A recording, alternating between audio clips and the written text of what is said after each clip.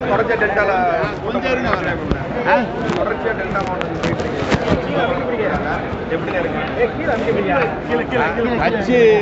கட்சியினுடைய கூட்டம் நடைபெறுகிறது. கட்சி சென்ற இடங்கள்லாம் கழக தோழர்கள் மிக சிறப்பாக உற்சாகமாக பணியாற்றி கொண்டிருக்கிறார்கள்.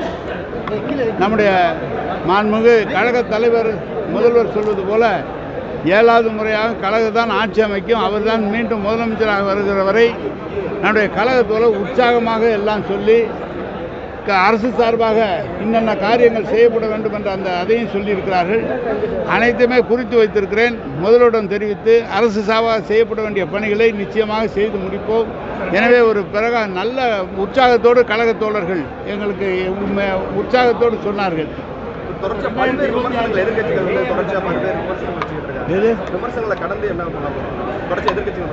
அவங்க ஆரம்பித்ததுலேருந்து திமுகவை தலைவரை விமர்சனம் பண்ணிட்டாங்க. அதை தாண்டி எல்லா தேர்தலையும் 10 தேர்தலையும் திமுக தான் ஜெயிச்சிருக்கு. இந்த தேர்தலையும் திமுக ஜெயிக்க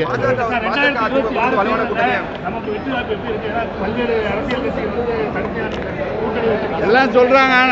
எல்லாம் சொல்றாங்க. பொதுமக்கள் முழுமையாக தலைவருக்கு நம்முடைய தளபதி அவர்களுக்கு தான் ஆதரவு தெரிவிக்கிறார்கள். எந்த காலத்திலும் கழக தோழர்கள் உற்சாகமாக இருந்த நான் பார்த்ததில்லை. மிக சிறப்பாக உற்சாகமாக எங்களுக்கு உற்சாகம் மூட்டி இருக்கிறார்கள்.